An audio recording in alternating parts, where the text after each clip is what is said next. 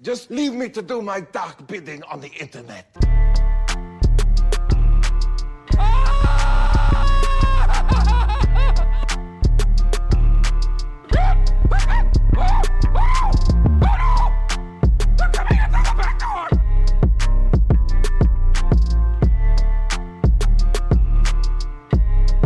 It's called Two Brothers. Two Brothers. It's just called Two Brothers.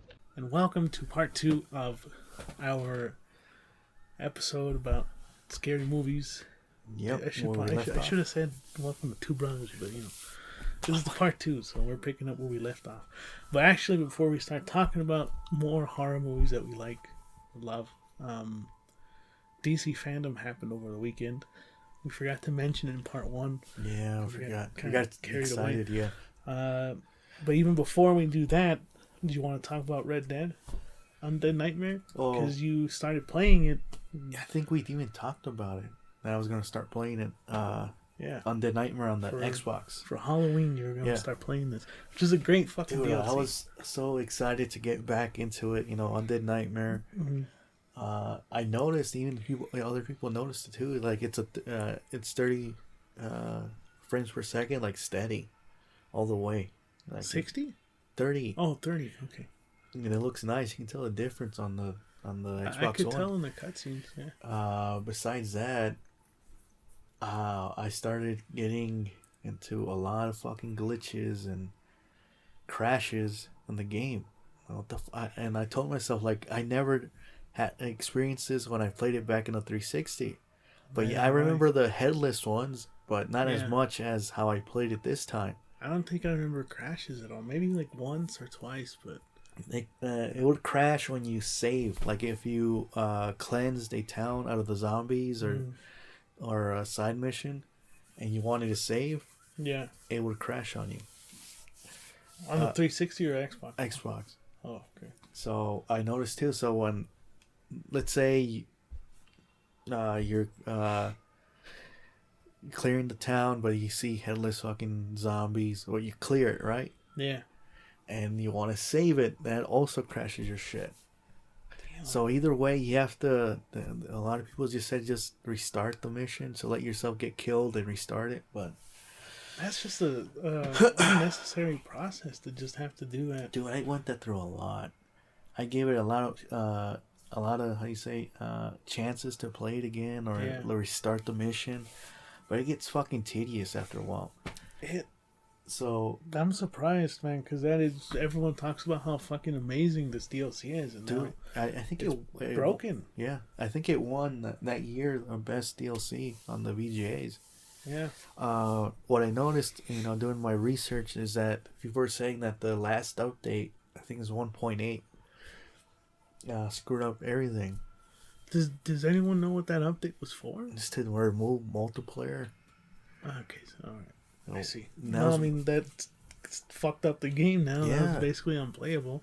A lot of people fucking ran into the same things I did. Headless glitch, or you can't cleanse the town or graveyard. Mm-hmm. Someone else pointed out that their shit crashed after saving it. I saw someone walk through this chick playing it, and she's in Mexico, and she was cleansing a graveyard, and she had to go at least 5 times to restart it, because in the middle of the mission, she started getting the headless zombies. Oh fuck, man! And she even says, like, "I'm sorry, guys." She's always like, "I don't think I'm gonna play this." So I restarted from the beginning, campaign. just to so I won't get those glitches. She said I started 3 times, and it's too much at this point. That is so disappointing, dude. So yeah, I was disappointed too. I just one night just had enough, because let's say I did a side mission, came back and it crashed. Let me do it again. Did the same thing, came back, and it crashed the same way. I said, fuck this, dude, I'm done. Shit, man. Yeah, people notice that also, like, when there's a lot of, like, a whole bunch of horde of zombies, it would make you crash too, because of that fucking update. Oh man, this is the first time I'm hearing about it, and this is your first time experiencing it too. But it sucks because like I said, the DLC is like touted as one of the best in just games in general. You know, because it came out standalone too, right? When it came out. So to hear that this shit has all these, you'd expect that shit from fucking Bethesda or something, from like Rockstar. Dude, that is disappointing, man. Mm-hmm. And I don't think there's gonna be a patch to fix it because their priorities are now shifted to fucking GTA and everything, which fucking is a whole different issue. A lot of people say you can play it if you uninstall the update. Like, I guess you could do that, but I don't. To be honest, I don't fucking even know that. We try to do that for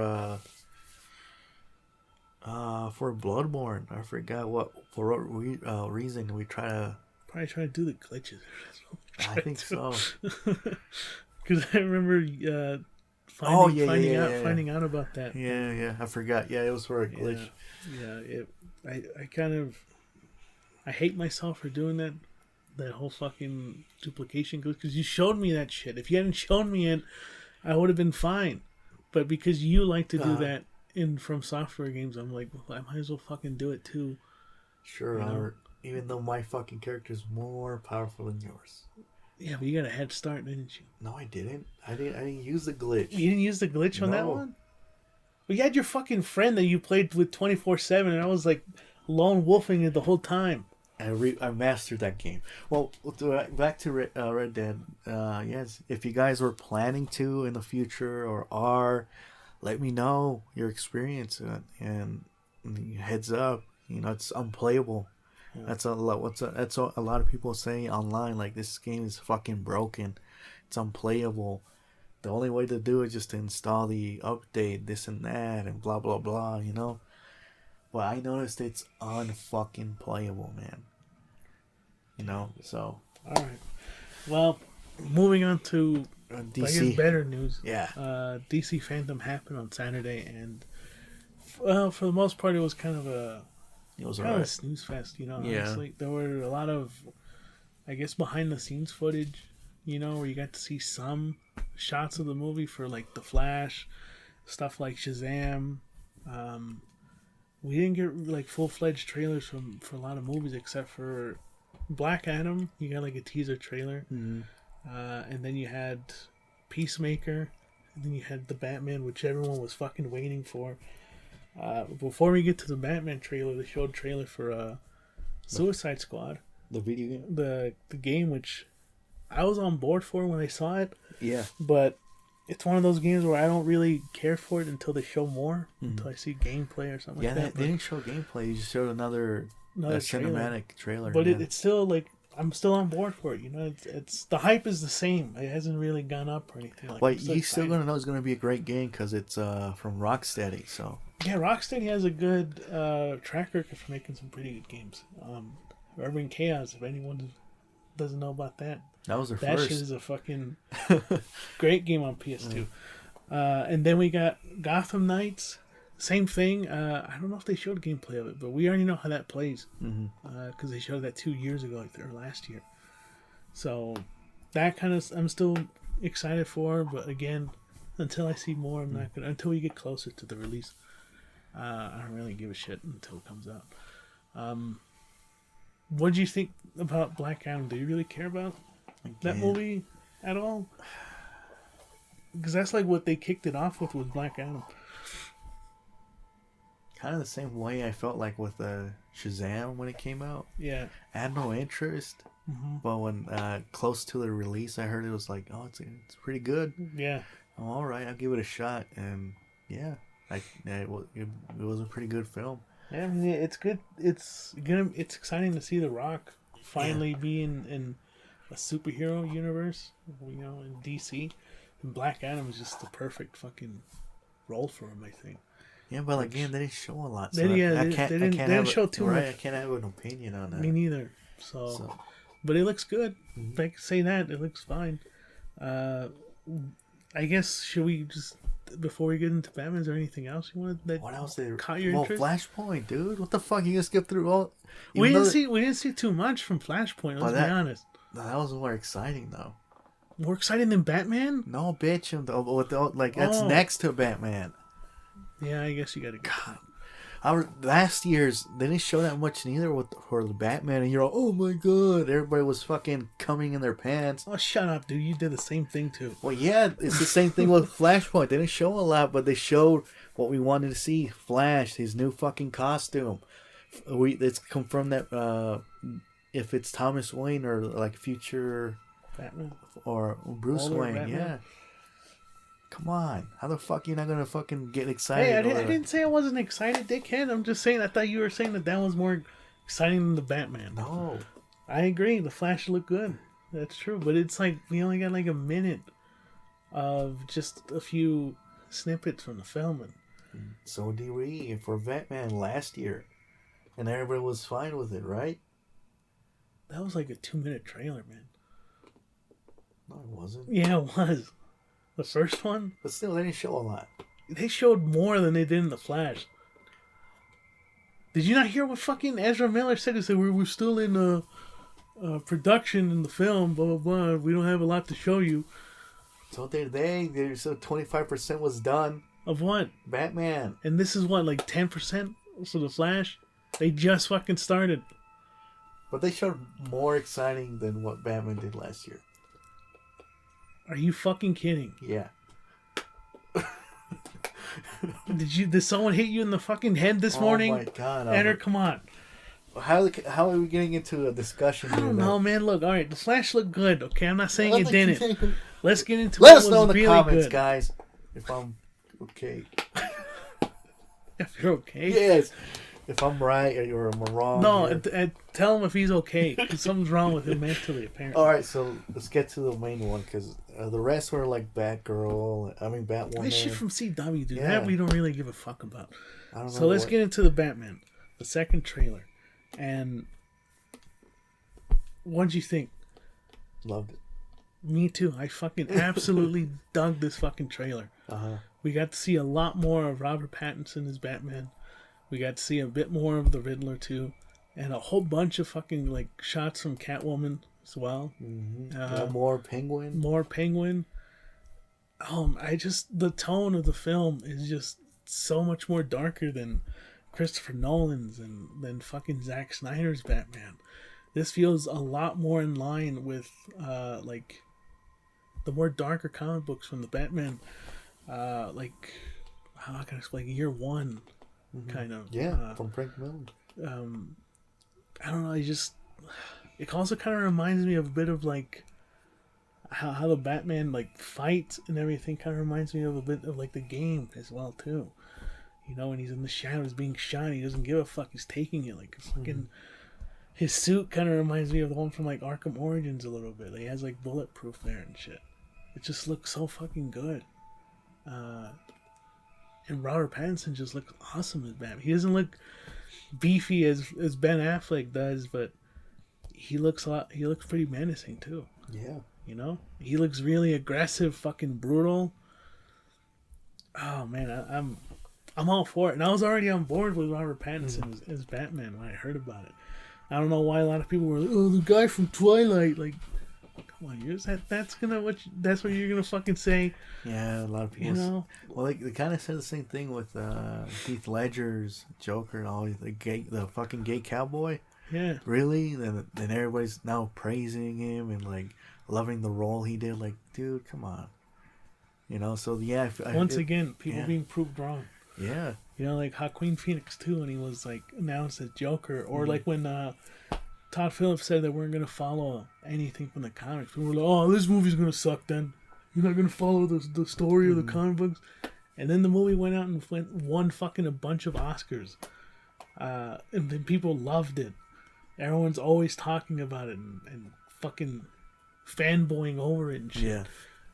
So I was on board with Robert Pattinson. I'm glad to see that everyone else is on board with it, but like, oh man, for me personally, I was excited for this even last year, thinking that we were gonna get it this year, like to come out in theaters, which kind of sucked. But the one scene that I love right away, and it's like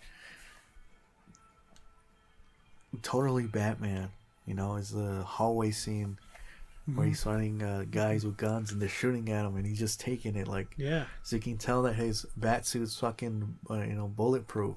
Yeah. And it just ricochets and it just like that was the best fucking like scene for me out of the trailer. I like how he was in the beginning I guess you could say like in the subways when he's finding those group of clown people, whatever, and using the bat taser. Kind of reminded me of like those gloves he had in Arkham Origins too. Oh yeah, those like electrocution gloves and shit.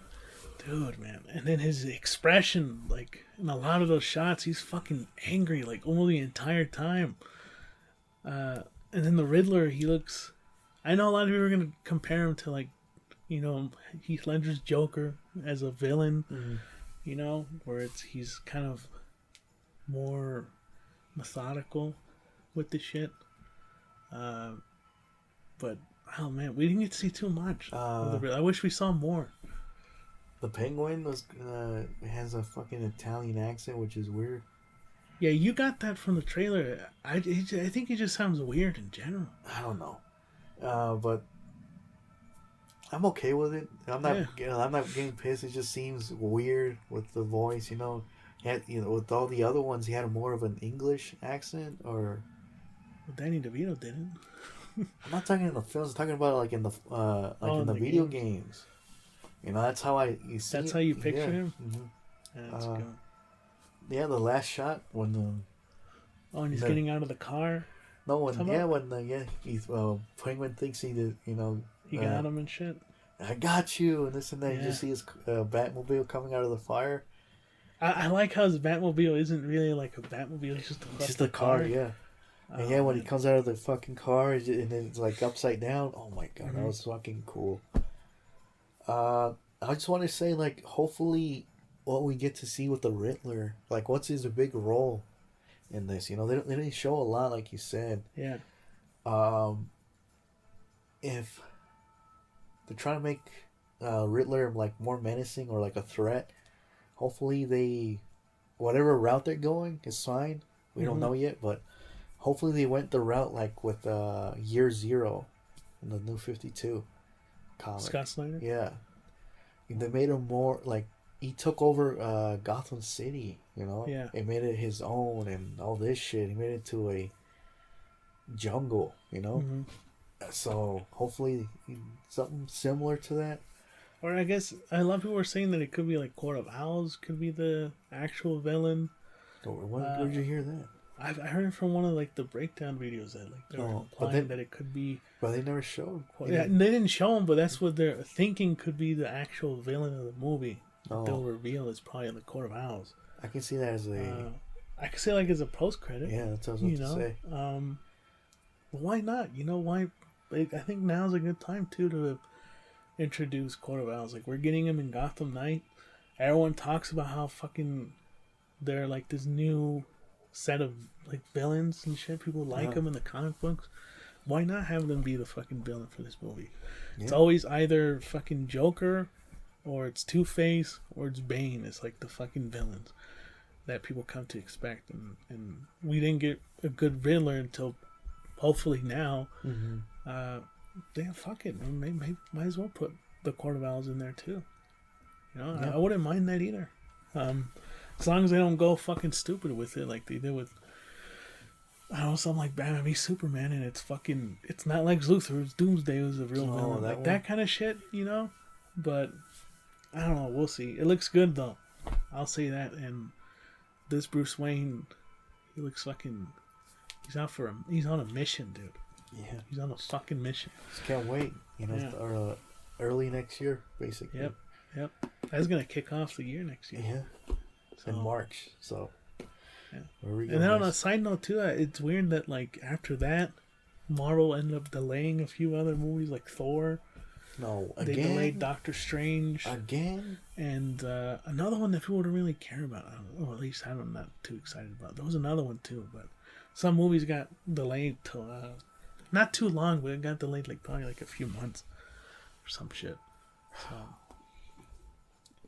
The last good movie I think for this year will be Spider-Man. The Eternals look okay. That one, yeah.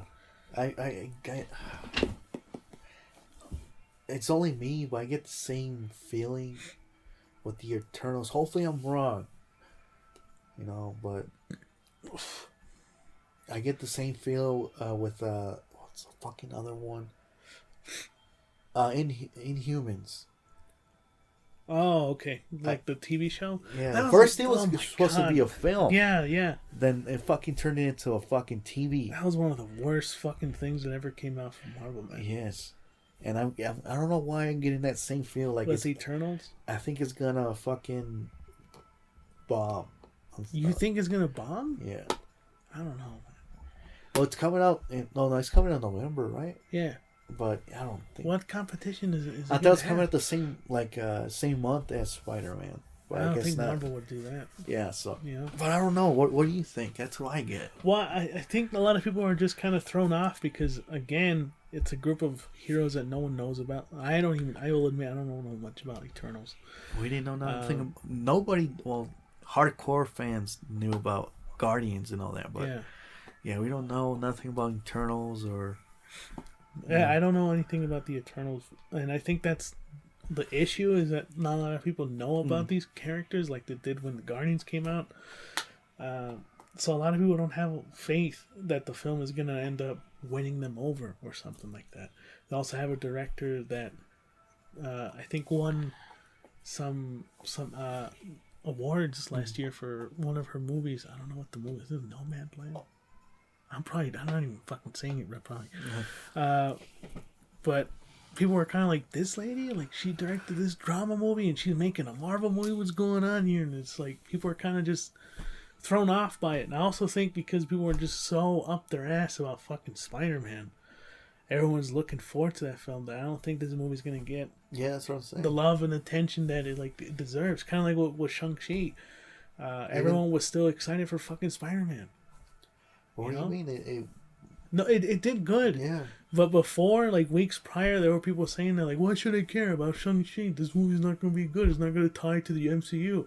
It's like, not every fucking movie has to have some huge connection to the rest of the fucking universe. Like, we understand this is a new phase. Like, some movies are just going to be standalone. They're not going to always connect to every fucking film. People are just so excited for No Way Home that everyone's forgetting that we've got Shang-Chi, which is fucking fantastic. Who knows about Eternals, but a good director's behind it. Who knows? Maybe it's going to be good too. So, I don't know how we got into that topic, but. No, we were talking about Spider-Man. Just a quick note on that. Like, I was watching a video and they were talking about how movie theaters don't have a poster yet for Spider-Man, right? Yeah. People were making up their own and shit. And I think it sounds like you saw that video too. Yeah. The guy said it's because it might spoil more in the poster. Do you think so? And that kind of makes sense because we barely got to see some what's going on the trailer for the first was it Far From Home? No Way Home. No Way Home.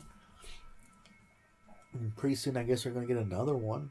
And he said by that time, once the second trailer drops, then we're going to get to see the posters and shit. And that kind of makes sense to me. It feels like this one's going to like open up more of the multiverse. Yeah. And that's why they're kind of trying to keep it a secret. The whole poster thing is like they can easily put out posters that don't show anything about the movie. I know. Like, I don't think they're that dumb that they're gonna fucking spoil Spider-Man on the fucking poster of it or some shit. That's the thing that a lot of people, I think, don't realize is that when Marvel wants to keep shit close to their chest, they will fucking do it. I mean, fans will try to find and leak shit online for fucking films and all this stuff. But if you look at, like, Endgame, they showed probably 5% of what of the film when they showed the trailers for Endgame. Like, you hardly saw anything that was going to happen. You didn't know about the time travel shit. You didn't know about who was going to die in the movie, who was coming back in the movie. Like, Marvel kept that shit close to their chest. Like, if No Way Home is as big as Endgame is, they're most likely going to do the same thing too. I don't think they're that stupid that they're going to put shit on a poster and spoil it. Supposedly the next trailer is supposed to come out next week. Which would make sense because it would debut when Eternals comes out too. It just seems weird too, like they're keeping it under wraps about everything, like trailers, posters, who's in it, shit like that, right? Everything. There's just... And a lot of people saying that they might push it again. No. You know, like... No, I think Shang-Chi solidified and that, like, Venom made sure too, that, right? Yeah. Or... I think those movies made sure that No Way Home can come out in theaters now, so... Which is good. So, yeah, there you go. Yeah, we can talk about Spider-Man all fucking day, because there's just... But let's get into some more horror films that we love. Continuing off from our first... part of our favorite horror films, let's talk about some more. All right. Do you have any? Or yes, I got a lot. What are you? Then fucking say it. Well, first, the one that we never got a chance to in the first one is the Conjuring. The Conjuring. The numero uno. The first one. And they say that the Conjuring. You say the Conjuring. Did I say it? I don't. Yeah. Well, you fucking know what I'm saying. Especially the first one. I'm not saying the second one wasn't good or the third one was pretty good, right? Too. But the first one's the one that solidified the franchise. Are you okay in it? Yeah. Do you want people to comment if you're all right or something? Well, say that again. Say it better. Say it right. I can't say it. Solidify. Yeah, the franchise. Thank you. And dude, we went to go see it in the theaters when it came out, right? Yeah. Dude,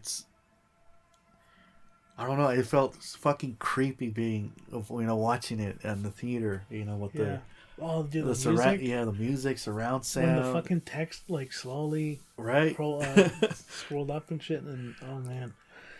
Oh, and then it started right away with some fucking horror shit, with the whole Annabelle doll.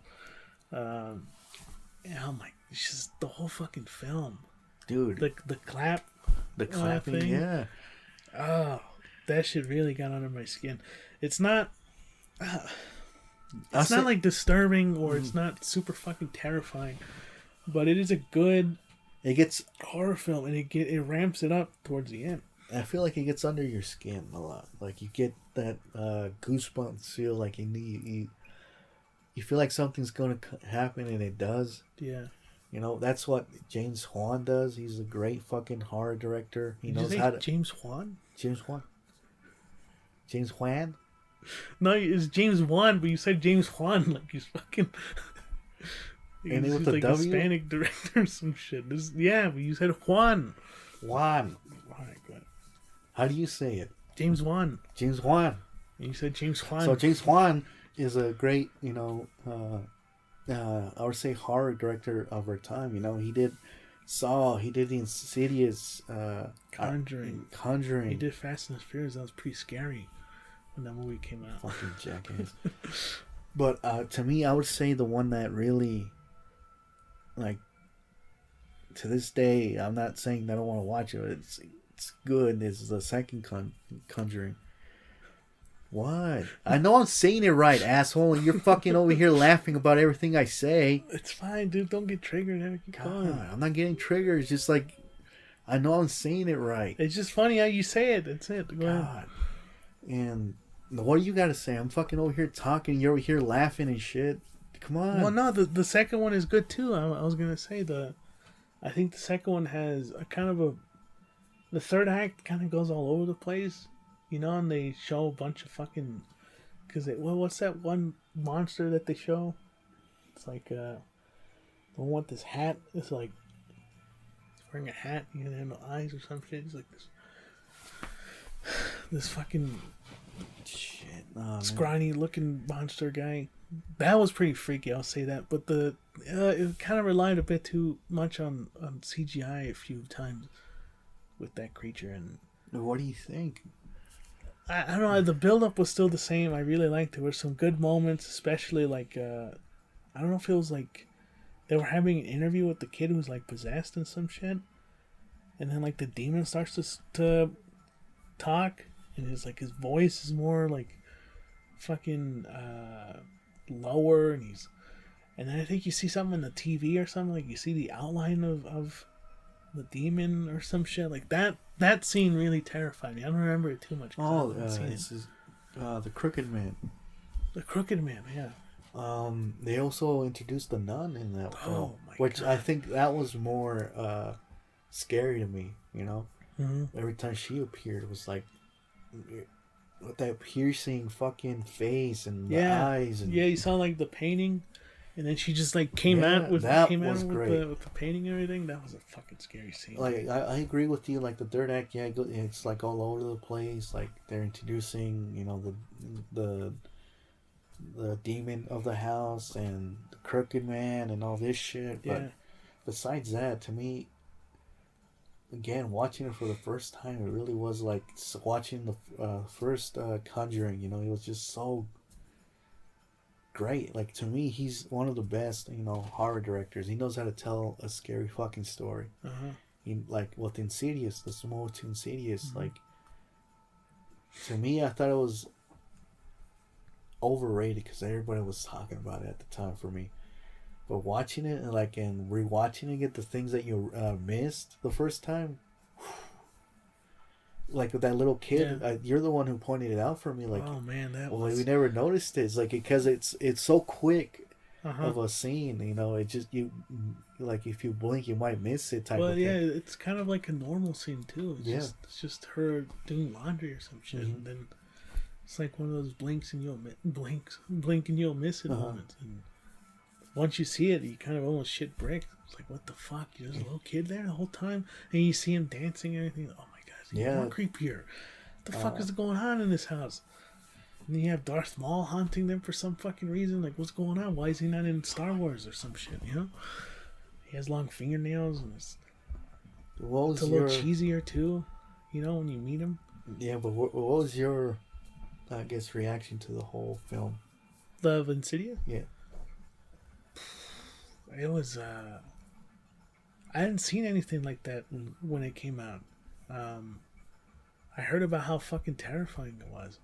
And when I saw it, they were right. Like, I don't know how they managed to revitalize the kind of paranormal films, like the house kind of shit. I know there's I forget what it's called, that subgenre of horror, but James Wan just did such a fucking good job. And how they introduced the other side, I don't know if that's what it was called or some shit, kind of had a bit of elements of like Silent Hill into it too. I thought that was pretty fucking cool. You know, it's not just scary, it's like it's fun to watch, and I think that's what James Wan is good at. It's like he's good at scaring the shit out of you, but you also can just sit there and eat your popcorn and have a good time. You know, and that's what Insidious was for me. To me, that solidified James Wan as a like you can tell if he's gonna have another scary film, you know it's gonna be great. Is the second one, Insidious, is I guess when the brothers or whatever are like fighting or like they're playing around, and they hear like a noise or something coming out of the like closet or like, I think I remember what you're talking about. Or whatever, right? And to me, I knew something was gonna pop out. I knew something was gonna have a jump scare. Yeah. But to me, I didn't expect the fucking thing to just run out and show itself. And there's no like music that accompanies it. No, it just happens. Yeah, so you're waiting for it. Yeah, it's like that. It's like classic like feel like, oh, there's a jump scare that's gonna happen, and then James Wan kind of like delays it when you think it's gonna happen, and then it doesn't happen, and then it happens more delayed, and then there's nothing that like there's no music behind it or anything. It's there and it fucking scares you, and it's like, damn man, he's so fucking good at setting those up, you know. To me, I would say the Insidious trilogy 1, 2, and 3, they're pretty solid to me. They're not that bad of a film. I don't think he did. Did he do the third one? I don't think so, but I think he has someone else to write down. But it's still fucking, It's still a pretty good movie too. Yeah, and then the same thing with like the third Conjuring too is pretty strong as well. It wasn't as scary as I think as like the first or second one, but still pretty good too. Yeah, those are some pretty good films to watch for Halloween. What about you? What's well, I kind of mentioned in the end of the first part was Get Out and Us. Oh, let's talk about Jordan Peele. Yeah. I remember when those movies came out. I didn't see Get Out when it came out. I think a lot of people were kind of skeptical about that movie because it was coming from Jordan Peele. A lot of people remember him from Key and Peele, and they're like, "Oh, it's a comedian making a fucking horror movie. Like, oh, this is gonna be good. This is gonna be fucking terrible or some shit." Mm-hmm. The premise was kind of people were kind of like, "Oh, it's a bit weird that's the premise of the film. Is like this fucking girl is taking his black boyfriend to meet her white parents and everything. Like, that's all right, whatever." But when it came out, it was fucking good, and I didn't know until you and I saw it. I don't know if we like bought the movie or how we ended up watching it, but we saw it, and I was like, "Fuck yeah, no, this movie is fucking great." And what Jordan Peele did was like it's not your traditional like horror film. It subverts your expectations a little bit. There's moments where you think there's gonna be horror into it, but it's more like a little sign of something to come, like little omens and shit like that that he kind of sprinkles throughout the film that you don't really know until you probably watch it the second time. For example, there's like a part kind of early in the movie where Chris is walking with Rose's dad and shit like that, and Rose's dad is like giving him a tour of the house and shit like that, and one of the doors leads downstairs in the basement, which if you know what happens later in the movie, that's where they do their experiments with all those black people and everything. And he mentions like, "Oh yeah, we don't go down there because there's black mold down there," and that's like a little kind of alludes to what happens later in the movie. Oh, it's a little bit clever how Jordan Peele wrote that. Stuff like that was kind of cool. And then like the carrot, wasn't that like? Did you say the carrot? No, I was gonna say the carrot keeper or whatever. What's the groundskeeper? The groundskeeper.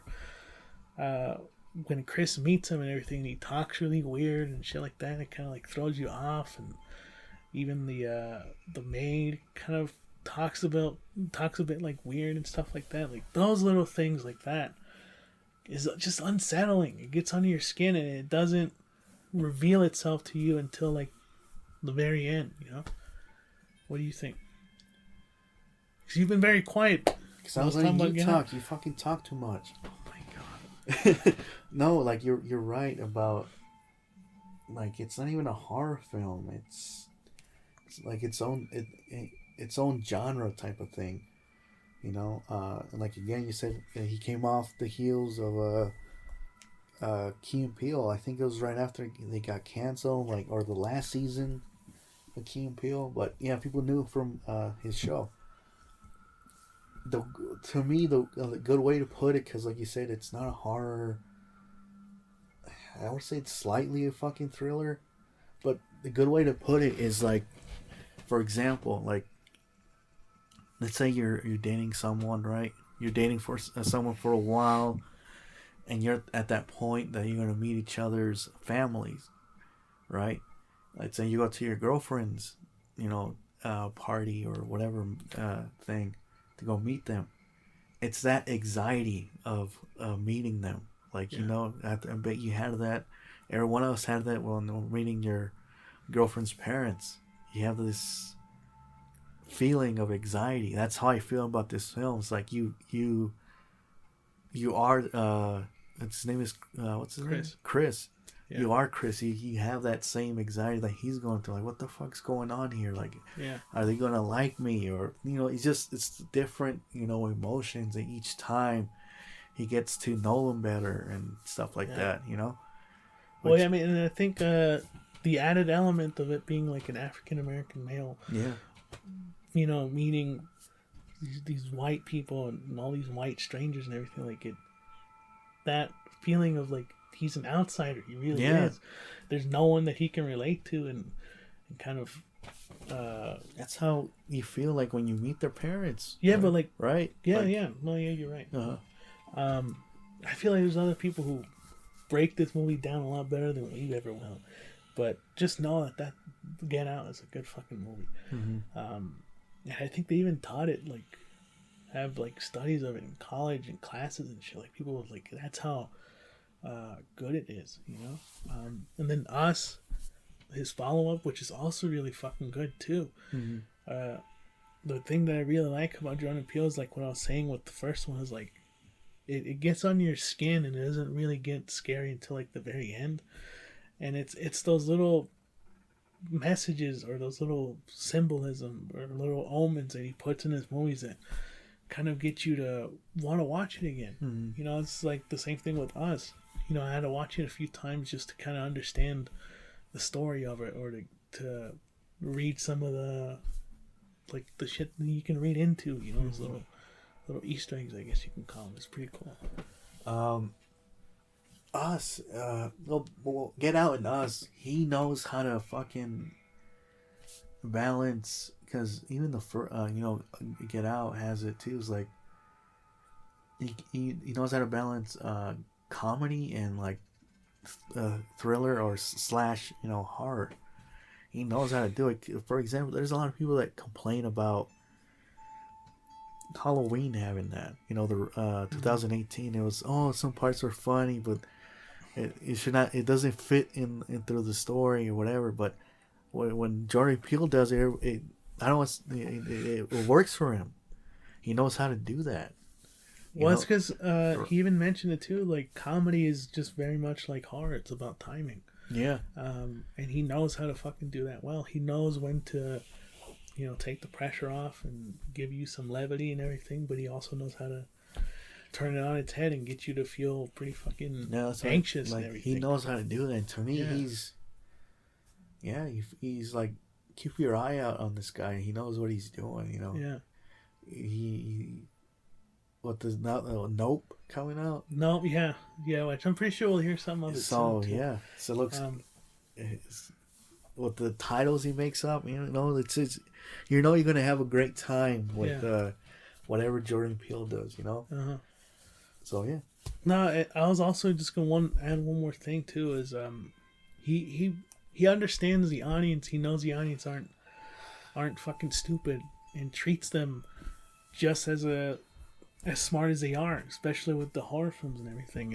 And he did it perfectly with Get Out. He knew that he had to establish Rose as a good character first to make sure that everyone kind of lets their guard down and be like, okay, she's cool too, and she defends him and everything in the beginning of the movie with the whole fucking cop situation and shit, and people were thinking, yeah, she's pretty cool, and Jordan Peele did that intentionally to make sure that you have your guard down, and then sweeps the rug right from under you in the end when she betrays Chris, and oh man, that's fuck that. I was rooting for her and everything like that. She was gonna be a good person too, but no. So I don't know. Jordan Peele is just he understands the craft very well. He understands the genre of horror really well. So those two movies, I could watch those movies back to back and have a fucking good time. Any more horror films? Yeah. Hey, you wanna throw in there? Now, one that I was completely surprised by and thrown back by the fucking twist of the story, and you saw it too, and I don't know how you feel about it because I rarely talked about it, but Ready or Not. Oh yeah, Ready or Not. Yeah, you're right. Yeah, I remember that movie. Huh? To me, it's more of a thriller, but oh my god, to me it was a sleeper hit of a fucking film. I think it came out 2018, 19? Let me check real quick. I want to say 2018, but I could. I want to say 2019 actually, but that movie is 2019. It's like a thriller for the good part of the film, mm-hmm. and then at the very end, we're gonna spoil it because we can't talk about it unless spoiling. So if you haven't seen it, probably don't want to hear this part. But at the end, they turns out like because what was the whole point that they have to hunt this girl and kill her before a certain amount before the sun rises, some shit. For the devil, I guess they're fucking. They're like devil worshippers, yeah, right? Yeah, and they need to kill this girl and all that. But like they fail at the end, and people don't really know what the fuck is supposed to happen, and they're like trying to think, oh, is this probably not even true what they're talking about? And then one of them just fucking blows up, and then every one of them starts to blow up, and you see the girl just like numb to it. She just doesn't like. She's been through so much that she sees these people just blow up in front of her. She doesn't care. And then the boyfriend too goes out like a little bitch, and he also blows up. And I was like, "Whoa, man! I didn't fucking see that coming. That little twist. Yeah, twist. Yeah, to me too. It's basically a fucking hide and seek film. They're trying to find her because that's how they basically. How do you say, lay it out for her. It's like, you're gonna go hide, we're gonna find you, but when we find you, we're gonna kill you, basically. And she's thrown off by it, and that's what it is. But to me, oh my god, it just surprised me. I thought it was gonna be just a thriller type of movie, but yeah, again, with that twist at the end was great. Well-rounded cast, acting and everything. To me, it was well paced and everything. So. No, yeah, I agree. It was a good film. It's a good one. I didn't think about bringing that up. Shit. I mean, I guess to kind of end it, we should talk about probably what people say is the most disturbing movie of all time. Is that Sinister? Oh shit! Yeah. Yeah, we've been avoiding talking about it because we might as well. This is scientifically proven as the most scariest movie of all time. And we saw it once. I still don't want to see it again because of how fucking scary it is, man. I don't know. I feel like I might watch it soon. I don't know why you're getting that in your head. I want to see. I don't know. People talk about how disturbing it is, man. After hearing that, we saw it when we were fucking early teenagers. We didn't give a shit. We didn't think about, like, what I'm trying to say. Like, we went to see it. We rented it, but we went to see it just as a scary film, right? That was it. But hearing all these things and like it's people did studies and it's fucking really scary and this and that. Okay. Yeah. Hearing all that shit again, like all these tests that people made and like, oh my god, all right, I might give it a shot and see it again with those different, perspective of the film. Mm-hmm. Well, what about you? I mean, I kind of already knew that movie was something completely different from what I'd seen before it. When I saw it afterwards, like I keep bringing it up, but like I felt sick to my stomach after watching it, just because like it isn't. I don't think it has that many jump scares or like doesn't have that many horror tropes that you'd expect to have in a horror movie. But what it does have is some pretty fucking disturbing moments in the film, especially with those rolls of film. It's like you can't look away. Like you have to watch it because it's, first of all, it feels so authentic. It looks real. Those home videos that they shot and everything. And from what I hear, I think they even did those things. Like the hanging in the trees. Like they actually did that. The pulling those people into the pool. They actually did that. So to add that element of authenticity, and it looked fucking real, and it just disturbed me. There's a difference between being scared because you're like, oh, I can watch it still and everything, even though I'm scared. But I was like, I don't know if I want to keep watching this. This is fucking getting to me. This is too much. And when I first saw it, yeah, it was disturbing, but I didn't get that sick feeling that you got. You might get it when you watch it again. Which is weird for you who loves fucking Saw and all that nasty shit. But like I just said, Saw, like, you know that shit's fake. You can kind of fucking see it, you know, in like the later movies, like these fucking impossible traps that they make and shit like that. Like you buy into it, like, all right, it's a fucking trap and it's gory. This shit looks fucking real. It's like you're watching a snuff film. That's what the difference is between that and like Saw, especially the later movies. Like, Sinister just feels, man, it just feels very graphic, but in a real fucking way. Yeah, I don't know, man. Just to me, it came out when I was working at a theater, you know, and just a little, you know, how to me even the soundtrack is unsettling, right? I had to clean the theater by myself. I think it was during a weekday, so it was slow. But yeah, if you guys seen the film, you know that fucking ending music. It's so fucking. It's weird. It's like it kind of feels offbeat, but it kind of feels.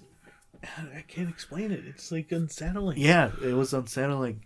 Imagine that in the theater, though. I had to clean that shit by myself, and it's, you know, it's dark, you know, and I just did my best to fucking just clean up everything, get out, because it was unsettling. Like even like there's like groaning and like moaning throughout the fucking music. I can still fucking hear it in my head. And that's weird because like I know that's how good the song is. Like I guess you can give credit where credit's due. Whoever made the score, but it's like I've only seen it the one time, and still to this day I can remember how it fucking sounds like. That's how unsettling and ingrained in my brain it is, you know. I just want to say that if people don't know, like, this guy his name is Scott Dickerson, and he's from Colorado. Derrickson, sorry. And Dickerson. For some reason I saw Dick. You saw, for some reason you saw Dick. But yeah, he's from Colorado, and that kind of like coming from the, you know, the guys from me, you, Maurice, whoever, you know, wants to make a film or writes, you know, a screenplays, like, you can do it, man. He did it, and he's from Colorado. And I remember like one time, like in October, I want to say 2017 or 16. They were gonna premiere, not premiere, but they were gonna show it on the Alamo Draft House, and he was gonna be there to do some Q&A, and I wish I could go there, but this one was in Littleton, the Alamo Draft House, and I was like, fuck. Plus, I knew that day was snowing in October. It's one of those rare fucking times that it snows here in Colorado. But in October, yeah. And I was kind of disappointed because it would be cool to see, you know, how he got the idea or stuff like that in Q&A, right? Yeah, it would be cool. And speaking of him too, we used to as a trailer, The Black Phone. Yeah. That looks interesting. They already got really good reviews. Oh, really? It's a fucking good movie apparently. So, and I definitely want to watch that movie. No, The Black Phone. Yeah. Me too. That was the first time I seen it. Well, okay, it feels different. It's completely like, it's like a new genre of horror. Like, it has this, like, I don't know, like supernatural thing too, you know? With that kid seeing the ghosts and shit. Yeah, like the past people, right? I guess past victims. That's pretty cool though. Yeah, it has a cool concept, though, you know, so. Yeah, so Sinister is it's a fucking. I implore people to watch it if they haven't seen it yet, but make sure you watch it with other people at least, because that movie is gonna. Hopefully it doesn't scar people. I mean, I know it kind of scarred me. And before we kind of head out and everything, another movie that felt close to Sinister was Hereditary. Oh, I can't believe we didn't talk about that. Which we could talk about it, but see that it's there's a lot to unpack with that movie too. That one I can't see again. Like, I'm one and done type of film. Yeah. Well, it not because large part has to do with the actress, I forget what her name is, it was Colleen something, who played the mother. Like, she did such a fucking great job. That's an understatement what I'm saying. She did a fantastic job in that movie, and how she sold her performance as like this grieving mother and losing her fucking daughter. Like, fuck, man, like that really chilled me when I saw that film. And of course, it has those supernatural elements, but you don't see it too much. You know, it kind of feels a little bit like Rosemary's Baby, if that makes sense.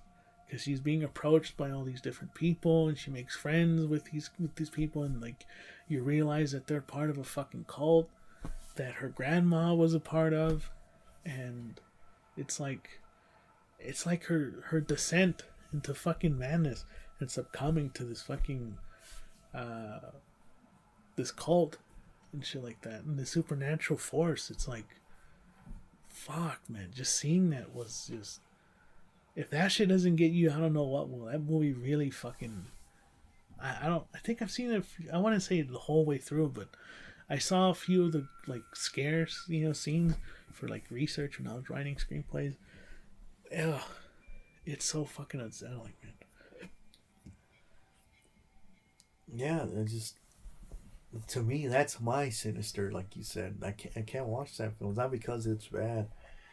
It's just really, really unsettling, and the imagery of the fucking film, it doesn't hold back. Like what happened to her sister. It's pretty fucked up. And with her sister, the little girl. You mean her daughter? The son, remember in the party? Oh yeah. I thought you were talking about the mom and like, talking about that scene with with the brother, losing the sister and type of thing, and he's losing his mind too, just as like his mom. Just stuff like that. You kind of feel like, what's coming up next? After what you just saw, is like it just keeps wrapping up the the intensity. It fucking tops it for sure, especially when, like, spoilers, like in the end when she is like just floating up above the ground and she starts fucking, like, I guess cutting her own head off with the like, little wire and everything, and then you see her like floating. Like, it's so fucking disturbing to see it, but like you see her floating and she goes up into a treehouse and like she has no fucking head, and it's like she's fucking even now talking about it makes me feel a bit because it's not just unsettling, it's upsetting to watch too. It's like this family just fucking being torn apart. And it's, oh my god. Let us know which one's worse, that one or Sinister. Because I feel this the opposite. I can't watch that film, but with Sinister, which I haven't seen in a while, I don't know. Let's see. I mean, I haven't seen Midsummer, but I don't know if I want to see that one either. Just because I know what the director can do with horror, I don't know if I want to see Midsummer just because of that. In a good way, that fucker has a twisted fucking mind. Yeah, he does. Yeah, like he knows how to like change the genre of horror sometimes, or at least subvert your expectations for what you'd expect. So I think he has that the same way as like with Jordan Peele or M. Night Shyamalan. Have like. Now people, when they hear his name or if he's attached to something, they're okay. I know what he does. I know what type of what he's gonna bring. So, I think he's one of those directors that he has that stinging power now, like, which it's kind of like not a curse, but like it's kind of like what he's known for. Now. Yeah, like people are like, we're known for some crazy shit, so you better bring it. Well, this third film isn't a horror film at all. I think this third movie he's doing is I don't know, it's supposed to be just like a drama or something. But a lot of people are kind of wondering what they're going to expect from this movie, too. So, so, I mean, we can keep talking about these, and we're probably going to do another one in the future, just because there is a lot. Even if it isn't, Halloween, if it isn't October, we'll talk more about these horror movies, because there's just so much. Because we didn't give love to, like, some of the more goofier fucking movies, like Nightmare on Elm Street, or, like, some of the Friday the 13th films. We'll talk about that in a future episode. So if you didn't hear a movie that we talked about, probably hear in a future episode. So that's gonna do it for this episode of Two Brothers. Let us know what you guys think, or like what horror films you love or love to watch during the Halloween season. We'll see you guys in the next episode. Two Brothers. Two Brothers.